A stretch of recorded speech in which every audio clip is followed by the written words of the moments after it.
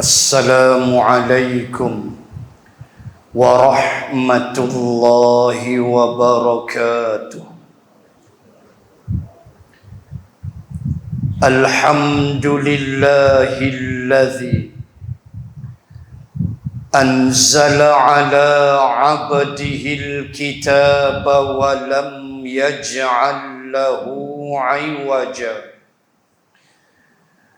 Ashhadu an la ilaha illallah wahdah la syarika lah wa ashhadu anna sayyidana Muhammadan abduhu wa rasuluh.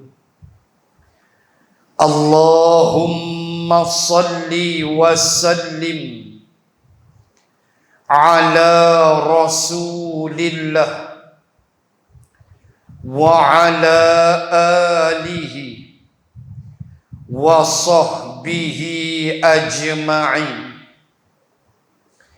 Subhanaka la ilma lana illa ma 'allamtana innaka antal alimul hakim. Bismillahi ma sya'allah la hawla wa la quwwata illa billah al-aliyyil azim. Amma ba'd. Muslimin dan muslimat rahimakumullah. Alhamdulillah thumma alhamdulillah, kita ucapkan kehadrat Allah Subhanahu wa ta'ala yang telah mengizinkan pertemuan kita pada malam ini di dalam ilmu, qudrah dan iradah Allah Subhanahu wa ta'ala. Kali terakhir bulan 4 sebelum Ramadan al-Mubarak. Malam ni kita sambung, masih lagi belum selesai Suratul Buruj, dan kita sambung bermula ayat 17 sehinggalah ayat yang ke-20. A'udzu billahi minasy syaithanir rajim. Hal ataka hadithul junud Fir'auna wa Thamud balil ladzina kafaru fi takdzib wallahu min waraihim muhit. Sadaqallahul azim. Mafhum daripada keempat ayat ini, sudahkah sampai kepadamu wahai Muhammad perihal kebinasaan yang telah menimpa kaum-kaum yang menentang rasul-rasul yang diutuskan kepada mereka, iaitulah kaum Fir'aun dan Samud. Kaummu wahai Muhammad bukan sahaja menolak ajaranmu, bahkan orang-orang yang kafir itu terus tenggelam dalam keadaan mendustakan kebenaran. Sedangkan Allah daripada belakang mereka melingkungi mereka dengan kekuasaan. Muslimin dan muslimat rahimakumullah, kita sambung 4 ayat lagi pada malam ini di dalam menceritakan sedikit tentang golongan kaum puak-puak manusia yang dibinasakan oleh Allah Subhanahu wa ta'ala kerana penentangan mereka terhadap rasul-rasul yang dikirim Allah. Itulah yang dibahas oleh para ulama. Itulah sebahagian daripada tanda-tanda bila mana Allah Ta'ala sebut, wa ma arsalnaka illa rahmatan lil alamin, dalam suratul Anbiya, ujung-ujung nak habis suratul Anbiya, Allah Ta'ala sebut, tiadalah kami utuskan engkau wahai Muhammad melainkan sebagai rahmat bagi sekalian alam. Maka termasuk makna rahmat itu adalah Allah, kata para ulama, menangguhkan dahulu hukuman, tidak menghancur leburkan di kalangan umat Muhammad yang melakukan dosa dan maksiat. Allah bagi tangguh, itu dia rahmat. Umat zaman dulu lingkup. Sekejap lagi kita tengok beberapa ayat yang saya nak kait. Kita ni Allah bagi tangguh. Buat dosa, buat maksiat. Kaum dulu Allah pelingkup on the spot. Kita Allah bagi tangguh. Nama dia taubat. Allah dalam hadis kudusi, Allah kata, ya bena Adam, wahai anak Adam, lau ataini, kalaulah engkau datang jumpa aku, biqurabil ardi khataya. Allahu akbar. Allah, hadis sahih Muslim. Allah kata, hei anak Adam, lau ataini, kalau engkau datang jumpa aku nanti pada hari kiamat atau di dunia ni, biqurabil ardi khataya, engkau punya dosa, kata Allah, biqurabil ardi, sepenuh bumi. Besar mana bumi? Besar bumi dosa engkau. Biqurabil maghfirah, lau ataitani, aku pula datang kepada engkau, biqurabil maghfirah, sebesar mana bumi, sebesar itulah ampunan aku. Allah, syarat jangan syirik. La tusyriku bi syai'a, kata Allah dalam hadis. Syarat kamu jangan syirik dengan aku. Jangan sembah batu, jangan sembah patung, jangan sembah nafsu manusia, Quran kata haram, nafsu manusia putar bagi halal, kita pun hangguk, kita pun taat, tu sembah manusia, nama dia syirik. Wal'ayazabillah. Tu yang Allah sebut dalam Ali Imran. Wala yattakhidha ba'duna ba'dan arbabam min dunillah. Ayat 64 Ali Imran. Jangan sebahagian kamu melantik sebahagian yang lain sebagai arbab, jamak daripada Rabb. Rabb mufrad, Tuhan yang satu. Rabbil alamin, jamak dia arbab, Tuhan-Tuhan.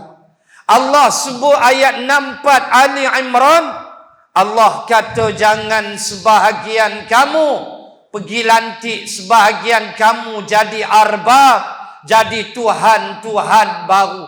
Berkata Adi bin Hatim kepada Nabi sallallahu alaihi wasallam, ketika Adi bin Hatim masih seorang Kristian.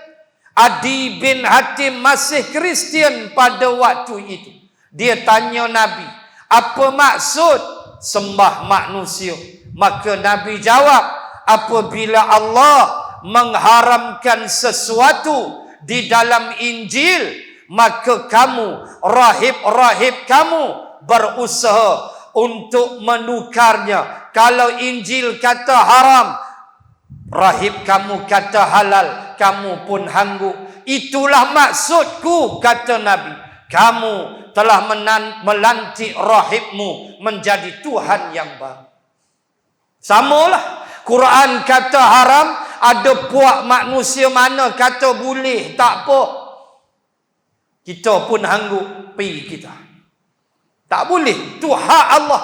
Inil hukmu illa lillah. Sebab itu kita marah, kita tegur isu arak timah.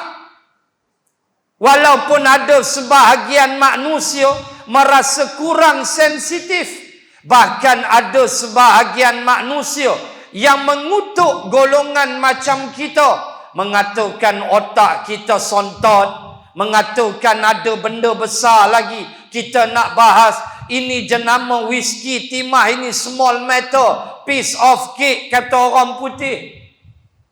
Tuan-tuan mufti negeri Pulau Pinang sendiri menegur. Datuk Mufti negeri Pulau Pinang minta supaya syarikat whisky tu tukar jenama tu dan buang gambar kupiah berjanggut tu. Alhamdulillah, desakan kita mereka layan, dan syarikat kata beri kami masa seminggu 2 minggu untuk kami ubah. Sila. Islam tak pernah larang non-Muslim nak minum arak. Itu hak kamu. Minumlah. Arwah Tok Guni Aziz ambil Kelantan tahun 90, terus buat undang-undang kawal penjualan arak. Larang tak boleh. Itu undang-undang Islam. Mereka boleh minum, tapi tugas pemerintah mesti kawal. Kita rasa sensitif. Sebab apa? Sebab kita ada iman. Orang kata halal larak, kita pun angguk. Tak boleh. Tetap haram bagi umat Islam. Syarat kata Allah dalam hadis kudusi, la tusyriku bi syai'a. Kamu jangan syirik dengan aku. Kamu datang jumpa aku bi qurabil ardi khataya, dengan dosa sepenuh bumi. Sepenuh bumi itulah maghfirah, keampunan aku. Allahu akbar. Ni kita. Tu yang ulama maksudkan antara makna rahmat, antara makna Nabiur Rahmah, Nabi Muhammad tu rahmat sekalian alam. Antara maknanya itulah umat zaman dulu hancur on the spot. Itu yang pertama. Yang kedua, sebelum kita kupas ayat, tuan-tuan akan jumpa banyak tentang ayat-ayat macam ni. Hal ataka, suatu perkhabaran daripada Allah kepada Nabi. Seolah-olah Allah cakap dengan Nabi. Allah kata ke Nabi, hey Muhammad, mari dah ke berita, dengar dah ke berita tu. Hal ataka, hadis Sampai dah ke berita. Kita jumpa dalam Quran, hal ataka hadithul ghashiyah. Kita jumpa dalam Quran, hal ataka hadithu dhaifi Ibrahim al-mukramin. Dalam surah Az-Zariyat, sudah sampaikah kepadamu wahai Muhammad tentang berita dhaifi Ibrahim, tetamu Nabi Ibrahim. Panjanglah cerita dia dalam surah Az-Zariyat. Hal ata 'alal insan. Untuk kita pula, sudahkah sampai pada manusia? Banyaklah ayat tentang hal ata. Baik. Dalam ni Allah tanya Nabi, hal ataka hadith, sudah sampaikah berita padamu wahai Muhammad tentang tentera-tentera? Hal ataka hadithul junud, tentera-tentera penentang, yakni makhluk-makhluk yang menentang Allah dan Rasul. Sampai dah ke belum? Allah tanya Nabi. Tanya tu tanya manja lah.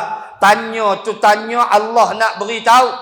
Lalu Allah kata, Fir'aun wa Thamud.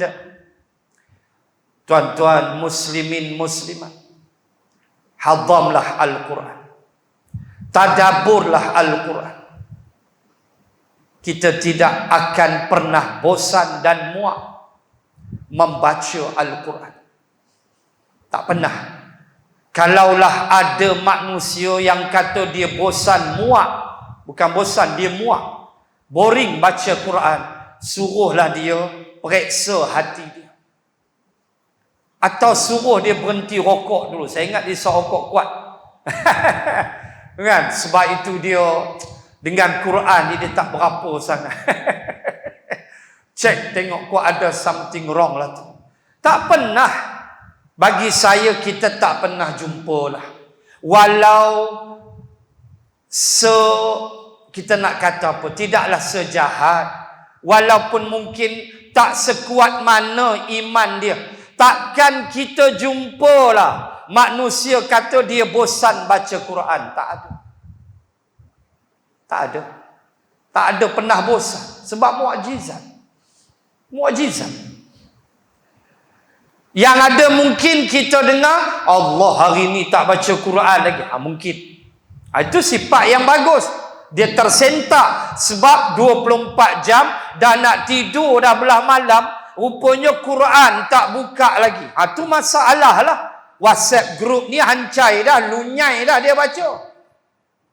Kan? Tambah dia fokuskan PRN Melaka kan. Lagi kuat dia baca. Quran tak buka, leceh lah. Dia pun tersentak. Bagus lagu tu. Itu bagus. Dia sedar cepat. Weh, Quran tak baca ni, gila aku ni. 24 jam dah nak tidur dah. Daripada subuh aku buat apa ni? Sibuk sangat ke aku? Dia question diri dia. Itu bagus. Daripada buat bodoh langsung tak rasa apa, berat. Ceritanya, kita tidak pernah bosan baca Quran. Bacalah surah mana pun. Allah dah ulang begitulah. Fir'aun, Thamud, Ad, Lut. Allah dah ulang tu. Mana ada cerita baru? Wa tammat kalimati rabbika sidqan wa adla la mubaddila li kalimati. Suratul An'am ayat 100 lebih. Kata Allah, wa tammat, telah pun tamat, kalimatu rabbika, kalimat Tuhanmu, tamat dah, selesai dah. Tamat macam mana? Dengan dua keadaan. Sidqan, tamat dengan benar. Wa adla, penuh keadilan. La mubaddila li kalimatih, tidak akan ada perubahan pada kalimat dan perintahnya. Tamat dah. Habis dah wahyu. Mana ada cerita baru? Cerita lama tu. Tu yang pernah mak kepada Usamah bin Zaid radhiyallahu anhumah. anak Zaid bin Harithah, syuhada peperangan Mu'tah. Anak dia nama Usamah. Usamah hasil perkahwinan Zaid dengan Ummu Aiman. Ummu Aiman ialah mak angkat Nabi, yang bela Nabi ketika Aminah wafat. Allah. Ketika Siti Aminah, ibu yang mulia ini wafat, siapa yang jaga Nabi? Ummu Aiman. Ummu Aiman akhirnya berkahwin dengan Zaid bin Harithah dan lahirlah Usamah bin Zaid. Teringat ucapan Ummu Aiman ketika dia menangis hampir setahun setelah kewafatan Rasulullah. Teringat kisah bila dia menangis teruk. Nabi dah wafat lama, dekat setahun dia tak berhenti menangis, menyebabkan Abu Bakrin pergi tegur dia. Mak, duk panggil mak tu hormat. Mak, Nabi kalau nampak Ummu Aiman datang, Nabi buka jubah Nabi. Nabi bentang. Nabi kata, mak, ibu duduk. Ijlis, duduk sini. Punya sayang dekat Ummu Aiman. Ummu Aiman dah tua dah waktu. Bila Nabi wafat, Ummu Aiman menangis dekat setahun baru nak berhenti.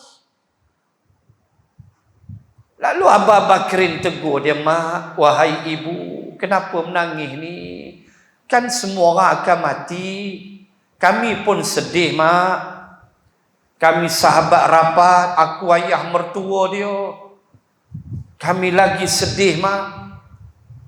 Berhentilah menangis, life must goes on. Lebih kurang begitulah Abu Bakrin menasihati Ummu Aiman. Nangis tak berhenti. Lalu Ummu Aiman menjawab, wahai khalifah yang mulia, aku bukan menangis teruk pasal tu. Sebab aku tahu semua orang akan mati. Kullu nafsin dha'iqatul maut. Mesti mati, tuan-tuan. Kita mesti prepare nak mati. Kita mesti bersedia by all means. Kita jangan lalai. Mesti kita get ready nak mati. Dosa kita istighfar. Dosa besar kita minta ampun. Harta kita infak. Ilmu kita curah. Buat baik, jangan berhenti. Sebab mati semakin dekat, semakin dekat, semakin dekat. Kita tak boleh elak. Itu ketentuan Allah. Ummu Aiman kata, aku bukan pasal tu, aku tahu semua orang akan mati. Tetapi menangisku berpanjangan kerana aku sedih. Sudah tidak ada lagi wahyu yang akan turun. Itu dia Ummu Aiman. Tak ada dah Quran. Tak ada dah Jibril nak datang, nak jumpa Nabi, Nabi berpeluh-peluh. Tak ada dah. Kata Ummu Aiman, wahyu sudah terhenti. Itu yang aku menangis sedih kerana tiada lagi wahyu akan turun. Haibatnya iman Ummu Aiman. Subhanallah. So, cerita lama. Tuan-tuan baca Al-Baqarah, tuan-tuan baca Taha, tuan-tuan baca Al-A'raf, sampai juz'u Ammah, surah An-Nazi'at, wan-Nazi'ati gharqa. Kan kita dah lepas surah An-Nazi'at. Dalam tu ada cerita tentang Fir'aun. إِذْ نَادَاهُ رَبُّهُ بِالْوَادِ الْمُقَدَّسِ طُوًى اذْهَبْ إِلَى فِرْعَوْنَ إِنَّهُ طَغَى. Sampai juzuk 30 pun Allah cerita Fir'aun. Cerita yang sama. Apa kebinasaan dia? Saya tak sebut, semua orang tahu. Tengok laut, ingat Fir'aun. Buka Al-A'raf, serupa ya. Buka Taha, sama je. Tak ada cerita Fir'aun mati jatuh pokok kelapa. Mana ada? Cari-cari panjat pokok kelapa, tergelincir. Pokok kelapa pula tinggi 2 tingkat flat, kata mati Fir'aun. Mana ada? Cerita apa? Tenggelam dalam laut. Serupa tu. Buka Al-A'raf cerita laut. Asy-Syu'ara tenggelam laut, Taha tenggelam laut, Al-Baqarah tenggelam laut. Semua orang tahu. Hancur tengah laut. Kajian-kajian moden pula bertemu dengan kebenaran Al-Quran. Tuan-tuan buka YouTube, tuan-tuan boleh tengok mereka jumpa di dasar Laut Merah kereta kuda lama. Kereta kuda lama. Mereka yakin ni zaman Fir'aun. Mereka tahu ini Laut Merah. Buka YouTube tengok. Janganlah menengok Piramli aja. Sekali-sekala tak apalah berhibur. Tak ada salahnya berhibur. Sehingga ulama bahas ketika Hanzalah datang jumpa Rasulullah. Hanzalah jumpa Nabi. Buka Bahrul Mazi jilid 17. Hanzalah, sahabat Hanzalah jumpa Nabi. Ya Rasulullah, aku telah jadi munafik. Sudah, Nabi kata. Awak ni, Nabi kata, hang buat apa ni? Sambil dia menyesal. Ya Rasulullah, aku dah jadi munafik. Nabi kata, hang buat apa? Hang cerita kat aku. Hanzalah kata, ya Rasulullah, bila aku duduk dalam majlis bersama denganmu, mengalir air mataku, timbul kegerunan dalam diriku bila engkau bercerita tentang neraka, tentang azab. Takut aku ya Rasulullah. Tetapi bila aku pulang ke rumah, aku bergurau dengan anak isteri, aku lupa apa yang kamu sampaikan ya Rasulullah. Aku sudah jadi munafik ya Rasulullah. Nabi senyum kat dia. Rupanya dia risau yang tu. Dia risau yang itu. Macam kita duduk dalam majlis kan. Alhamdulillah dengar Quran. Sagi keluar cekak pinggang balik rokok. Dia lupa. Kan tengoklah kambing nangis apa ke depan. Dia mula. Sagi jumpa kawan pula. Dia empuk meja. Dia kata pagi esok Liverpool West Ham. Hak peminat Liverpool pula. Dia sembang. Manchester kalah 2-0 malam tadi dengan City. Bangang betul Ronaldo. Dia mula. Lupa kuliah tadi tu. Hak Ustaz Abang lupa. Dia balik rokok sempoi kaki atas meja. Dah boleh cross semua. Dengan daerah, dengan negeri, dengan kedai kopi. Habis dia cross. Nabi kata apa ke Hanzalah? Wahai Hanzalah, kalau engkau 24 jam boleh berterusan dengan sikap itu, 24 jam duk takut duk teringat takut Nabi kata Hanzalah, nanti malaikat mai jumpa hang, malaikat shake hand. Hadis sahih, malaikat jabat tangan. Nabi nak abah, tak boleh, payah. Maka ulama ambil hadis ni, lalu ulama bahas, inilah keharusan berhibur. Sekali-sekala jiwa kita dia nak, sekali-sekala kita sembang, jumpa kawan-kawan lama, reunion sekolah, uha 40 tahun last jumpa umur form 5 17, 40 tahun dah 57, jumpa balik setelah 40 tahun, badan sorang-sorang, ton drum pun lari. Tong drum pun lari tengok badan. Memang tak sembang dah SPM ke apa, tak ada. Sembang apa? Lah makan ubat apa? Sembang tu. Tanya ubat. Kan? Mula tanya lu, nampak pelik hang kencing mana hang kencing masam. Tanya tu, berapa gula? Sembang tanya berapa gula? Satgi kutu tuang teh tarik. Oi, tak boleh gula aku 16. Tuang hang makan apa? Ya bodoh dia. Ya bodoh lu, ya mineral tu. Tu sembang ubat, nambah ubat mau dalam kepala. Dah 57. Petukan celah-celah tu sembang Zat. Zaman asrama lu duduk Skodeng lu. Oh, ingatlah yang Skodeng tu. 3 anak. Oh ya ke? Laki dia engineer besar. Rugi hantar ambil angkira Skodeng. Kukar gelap. Hampalah bukan aku. Di zaman sekolah. Sesekali gitu. Masuk waktu solat, kita solat. Mai kuliah, kita kuliah. Ulama kata, hampa jangan lalai yang tu sudah. Hamba jangan tinggal solat, hamba jangan tak puasa, hamba jangan tak sedekah. Setakat benda macam tu Islam haruskan. Sehingga ulama bahas hadis tu sampai kepada tahap keharusan mendengar muzik. Sampai Qaradawi letak hukum harus mendengar muzik. Sebab jiwa manusia dia nak sekali-sekala tu, that's the way. Dia nak dia nak juga. Yang mana geng-geng veteran 60, 70 tu, dia lagu Piring Hitam lama lah. Nostalgia dia tu. Zaman dia bercintui dengan maknya, paknya tu. Ulama letak sampai Qaradawi kata adalah harus kamu mendengar muzik. Sampai hari ni ulama bahas bab muzik. Ada kata haram, ada kata harus, dan ada kata tidak ada suatu hadis pun yang sahih yang mengharamkan muzik. Tidak ada, kata ulama. Ia lebih kepada menjaga akhlak, itu saja. Dan kalau kamu dengar muzik, kata Qaradawi, tetapi tidak melalaikan kamu dari solat, maka hukum dia harus. Sampai tahap tu. So bila Nabi kata, kalau hang boleh 24 jam malaikat shake hand dengan hang, makna kata ulama, memang jiwa kita begitu.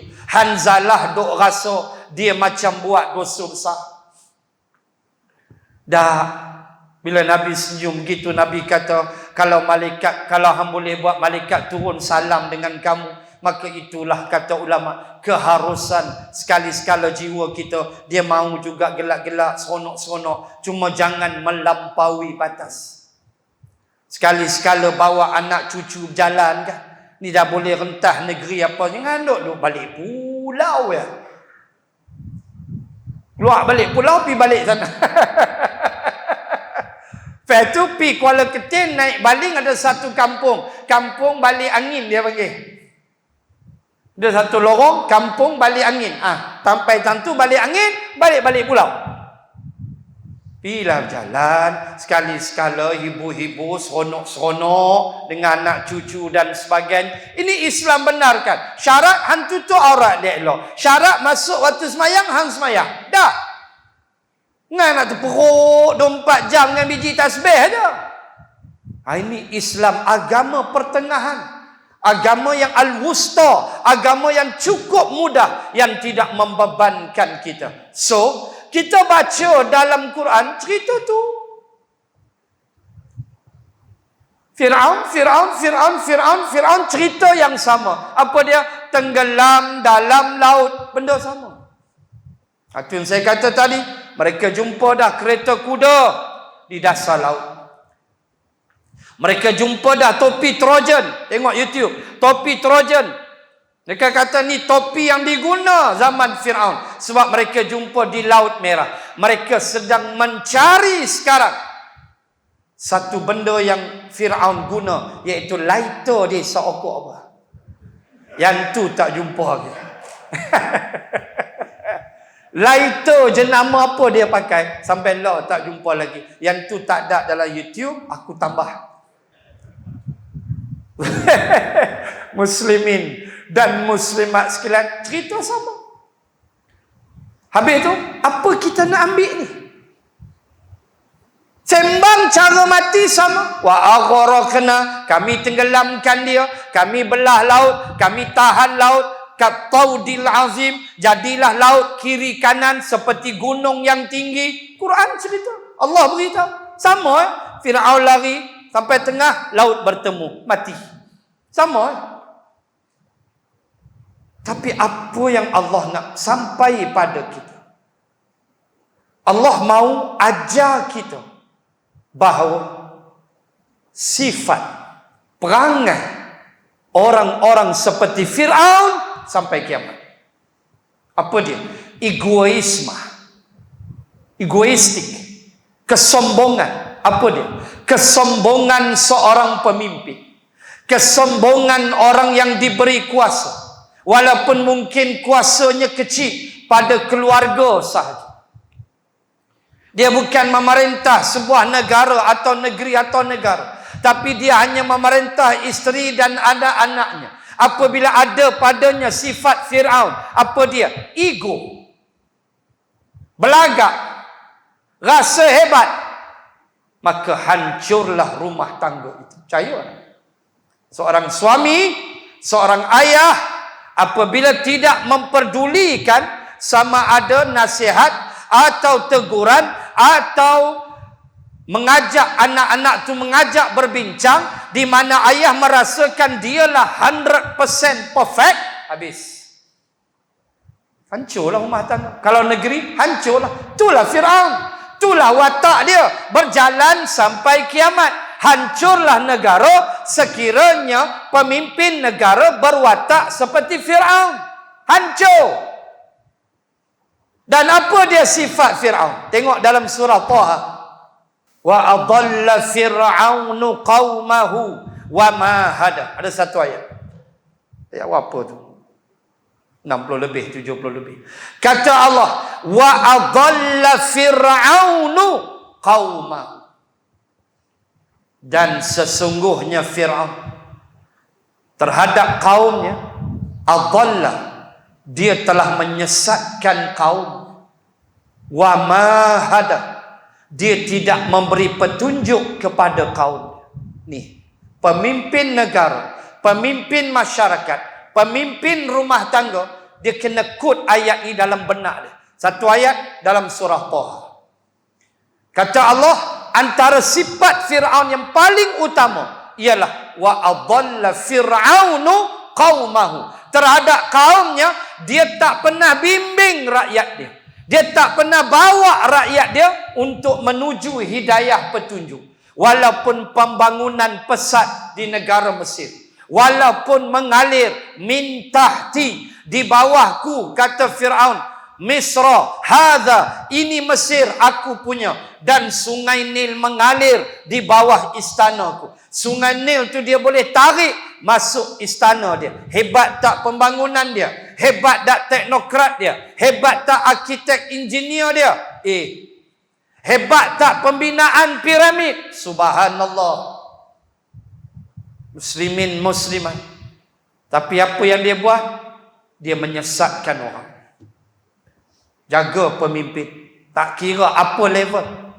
Kalau kamu tidak membentuk anak bawahmu, anak didikmu, anak yang diamanahkan padamu. Kalau pemimpin negara rakyat, kamu tidak didik rakyat dengan Islam, kamu tidak ingatkan rakyat tentang sujud kepada Allah, kamu tidak ingatkan rakyat supaya dekat dengan Quran, Allah dan Rasul, siap. Sifat itu ada. Wal'ayazabillah. Kalau pemimpin dalam sebuah rumah tangga, kamu tidak pernah wa'mur ahlaka bis-salah, kamu, kata Allah, hendaklah perintahkan ahli keluargamu untuk bersolat. Kamu biar buat bodoh aja. Berapa ramai ibu ayah yang tak peduli solat anak. Kamu nak jadi Fir'aun. Kamu nak sesatkan keluarga kamu. Allah suruh perintah keluargamu bersolat. Pastikan mereka solat. Duduklah asrama Kutub Utara sekalipun. Sekarang teknologi ada, handphone ada. Pastikan mereka bangun bersolat. Jangan buat bodoh. Jangan kata lantaklah dia duduk asrama pandai dia. Tak boleh. Walau umur dia 16, 17 dan sebagainya. Kita nak sebut sifat Fir'aun adalah sifat suka sesatkan orang. Tak ada dalam diri dia keinginan untuk mendapat hidayah petunjuk. Ini yang Allah nak ajar. Supaya orang beriman melihat dengan pandangan mata hati. Jangan membaca sahaja. Sebab itu penting tadabbur. Afala yatadabbarunal Quran. Allah sebut satu ayat dalam surah Muhammad. Allah tanya, apakah kamu tidak boleh tadabbur Al-Quran? Jangan baca aja. Tengok, oh ada mesej daripada Allah. Apa dia? Keegoan seorang manusia. Kesombongan dia, belagak dia, Rasa dia hebat sebab dia pemimpin. Hai, pemimpin tuan-tuan, di bawah kaki segala-galanya. Kementeriannya, askarnya, polisnya, petik sahaja, selesai kes. Jaga. Fir'aun pun begitu. Angkuh dalam surah Az-Zukhruf, dia kata Mesirnya, mulki Misra, kerajaan Mesir ni aku punya, aku punya. Dia kata Mesir ni dia punya. Bayang tengok. Punya dia rasa hebat. Azan ke? Carry on. Okey, lupa lama tak main. Carry on. Baik, nak sebut sifat itu Allah ajar. Itu yang pertama, nanti yang pertama. Fir'aun. Bila Allah kata Fir'aun.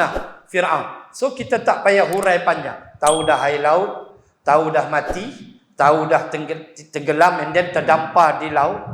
Itu yang Allah kata nunajjika bi badanika litakuna min khalfati ayah.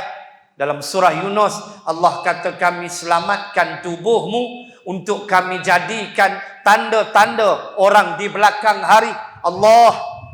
Allah campak jasad Fir'aun ke tepi laut dalam surah Yunus. Lalu Allah kata tujuan supaya orang-orang kemudian hari ambil pengajaran. Itu yang akhirnya Dr. Maurice Baukil mengadakan pembedahan terhadap jasad Fir'aun setelah diminta oleh negara Mesir. Lalu Perancis mengizinkan untuk dibawa jasad Fir'aun dibawa ke Mesir.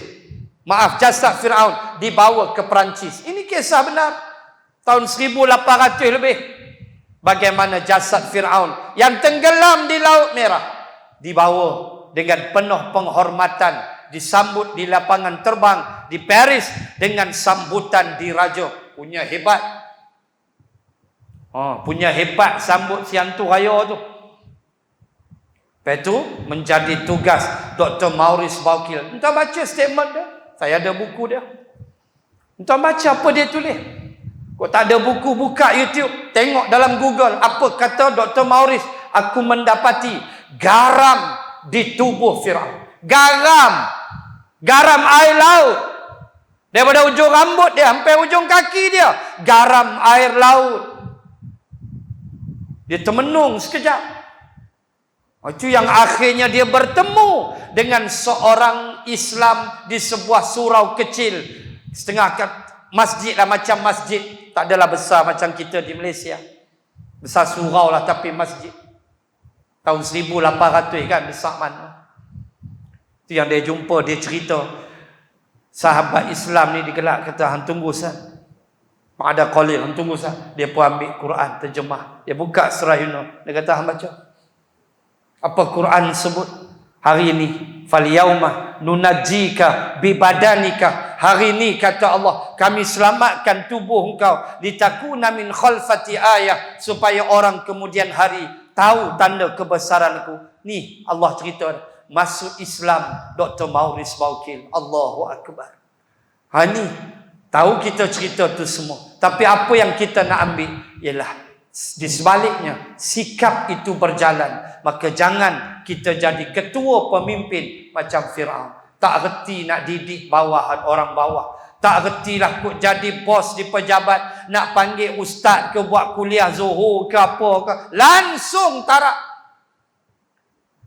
Kan? Awak tu bos di pejabat. Kok seminggu sekali. Kok tidak tiap-tiap hari pun. Seminggu sekali panggil ustaz mana 12 sampai 12.45 ke. Atau 12.30 sampai 1 suku ke. Buat tazkirah kuliah Zuhur. Masalah. Ada jabatan buat. Bukan tak ada. Alhamdulillah. Cuma PKP lah dia kurang sikit lah. Nak sebutnya begitu. Itu yang pertama. Yang kedua, Allah sebut Samud. Apa yang kita nak ambil daripada Samud? Tuan-tuan baca Al-A'raf. Cerita sama. Kaum Nabi Saleh. Tak ada pun Allah kata kaum lain. Samud ya, Saleh. Samud hancur. Ya. Semua tahu cerita. Berubah muka bila mereka membunuh unta mu'jizat. Qala hadhihi naqatul laha syirbun walakum syirbu yaumin ma'lum. Kata Nabi Saleh, ni dia unta betina, ni dia unta yang kamu minta. Mereka minta unta tu. Mukjizat Nabi Soleh, doa-doa keluar unta. Nah, ni dia unta. Jangan kacau dia. Sari dia minum, sari kamu minum. Fa'aqaruha, mereka bunuh unta itu. Fa'asbahu nadimin, lalu mereka menyesal. Fa'akhadhahumul azab, Allah hancurkan mereka dengan azab. Nabi Soleh kata, aku tak tahu apa, tunggu 3 hari. Ujung lagi saya nak sebut apa yang boleh kita ambil daripada Samud. Kehancuran dia serupa. Maka hari pertama wajah mereka bertukar menjadi merah. Merah muka. Puak-puak Samud merah. Hari kedua putih pucat besi. Hari ketiga hitam. Hari keempat sayhatan wahidah fakanu kahashimil muhtazir. Lalu kami hantar kepada mereka sayhatan wahidah. Sayhah, tempitkan suara. Wahidah, wahid, satu. Sekali tempit. Setengah tafsir kata suara Allah. Setengah tafsir kata suara malaikat bertempik.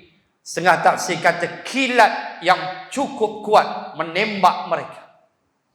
Sayhatan wahidah, satu suara letusan daripada langit yang menghantam Samud. Setelah merah, putih dan hitam wajah mereka 3 hari. Hari keempat hancur. Allah tembak mereka dengan suara itu. Terkeluar, tercampak. Mereka punya gegendang telinga tercampak habis. Hancur mereka. Hancur macam mana? Allah sebut dalam surah Al-Qamar. Ayat berapa? 20 lebih. Yang surah Al-Qamar.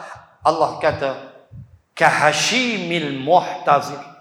Mereka menjadi seperti rumput-rumput halus yang dikutip oleh penjaga binatang ternak. Penjaga binatang, katalah lembu tu nak makan rumput. Kan rumput tu dia ambil, dia grind bagi halus. Begitulah Samud. Hancur macam tu. Kata Allah. Semua tahu cerita tu. Hancurnya begitu. Tuan nak pergi mana tengok? Pergi Madain Saleh, utara Madinah. Apa yang boleh belajar pada Samud? Kesombongan mereka, walaupun mereka mencapai teknologi ketemadunan canggih. Tuan buka dalam surah Asy-Syu'ara ayat 100 lebih. Nanti tuan-tuan jumpa ayat wa tanhituna minal jibali buyutan farihin. Dan mereka puak Samud telah mengukir. Wa tanhitun, tanhit makna ukir. Ukir, carving, ukir. Apa yang mereka carving? Apa yang mereka ukir? Jibal, gunung ganang. Mereka buat apa? Buyut, jamak daripada baitun. Baitun rumah, buyut rumah-rumah. Gunung batu mereka tebuk untuk jadikan rumah. Canggih tak? Teknologi mereka. Kita tak boleh buat. Mereka ukir, mereka tebuk. Boleh dalam gua batu tu ada rumah, dalam gua batu ada hotel, dalam gua batu ada dining hall, dalam gua batu ada smoking room. Tu jangan tinggal. Bilik merokok. Mereka tebuk. Kita tak terfikir alat apa mereka pakai. Kita tak terfikir tinggi mana geng Samud ni badan mereka. Sebab gunung batu tinggi. Hebat. Apa kita nak ambil? Teknologi tidak boleh menjadikan kamu penentang kepada agama Allah. Teknologi, kalau kita nowadays, al-an, at present sekarang, kita tak boleh guna teknologi, misuse the technology. Kita salah guna teknologi. Kita guna WhatsApp, fitnah orang. Tak boleh. Kita guna Facebook, kita fitnah ulama. Kan? Keluar gambar ruah Tok Guni Aziz dulu, Gambar arwah Tok Guni Aziz duduk atas wheelchair, pegang paha perempuan Mak Saleh. Akai ya? Akai ya? Facebook, kamu guna teknologi untuk kamu menghimpun dosa. Tak boleh. Hak terbaru 2 bulan lepas, gambar Tok Gua Jadi sedang mancing. Tuan pun tengok, saya yakin sedang mancing, tapi pancing tu dia ejas pegang botol whisky timah. Apa ni? Kamu nak suruh kami percaya ke dengan fitnah kamu? Gambar bot laut, lepas tu pegang botol whisky timah. Waktu tengah hangat isu timah whisky. Lepas tu tulis bawah, Bang Haji, relax Apa ni? Saya pernah sebut, saya kata kamu yang buat gambar fitnah ini. Selagi Tok Gua Jadi masih hidup, kamu pergi menghadap dia minta maaf dengan dia.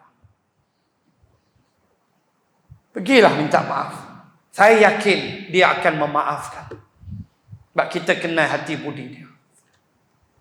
Kalau kamu tak pergi minta maaf, saya tak tahulah banyak mana pahala kamu nak bagi dekat dia pada hari kiamat.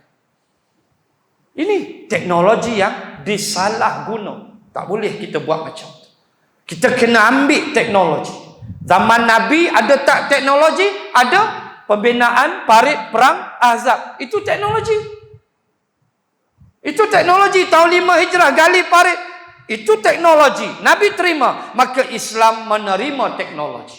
Tapi jangan salah guna. Samud hebat. Sampai boleh carving the stone. Sampai boleh carving bukit-bukit batu. Kira ya. Nak tebuk tuan fikir kan senang. Alat dia guna. Lama masa mereka ambil. Tubuh mereka tinggi mana. Tapi bila mereka lawan Nabi Saleh, hancur sayhatan wahidah. Allah hantar satu tempikan suara daripada langit. Maka dengan Samud kita ambil pengajaran apa dia? Jangan salah guna teknologi. Mereka hebat dengan teknologi. Kita pun hebat. Kita sudah mula masuk 5G. Kita dah mula tinggalkan 4G. Walaupun masih boleh pakai lagi 4G. Tapi kita dalam stage untuk masuk 5G. Lagi laju. Tak payah saya cerita lah berapa gig speed dia. Itu kita belajar dulu dalam engineering. 5G berapa, 4G, 3G lagi. Out. Untuk pakai 3G 10 minit tak keluar lagi. Malaysia kini apa tak keluar. Duk lagu tu. 3G.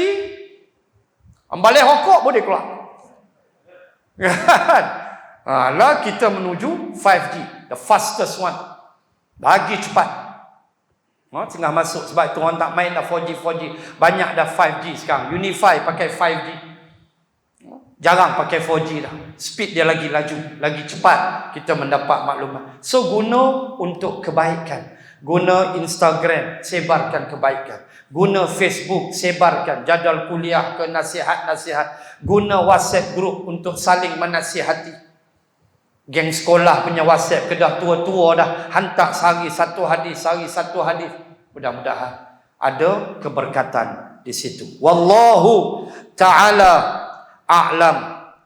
2 ayat saya baca tadi sampai 4. Itulah ayat yang ke-20.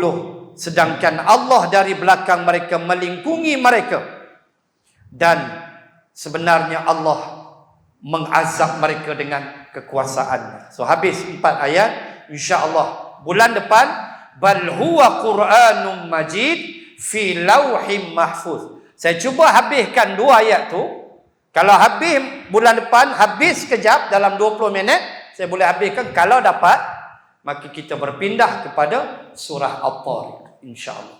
Wassama'i wat-tariq. Nanti kita lihat apa itu At-Tariq. Allah.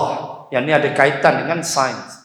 Nanti kita tengok nanti bila sampai bulan depan saya cuba bahaskan dulu 2 ayat yang penghabis, ayat 21 dan ayat 22, dan kalau ada masa kita sambung dengan surah At-Tariq. InsyaAllah ta'ala. Wallahu ta'ala a'lam. Bismillahirrahmanirrahim. Alhamdulillahi rabbil alamin.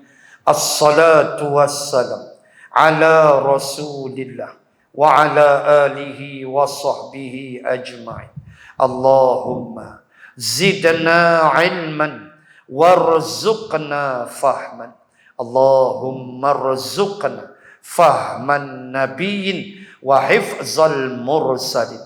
اللهم اجعل جمعنا هذا جمعا مرحوما وتفرقنا من بعده تفرقا معصوما.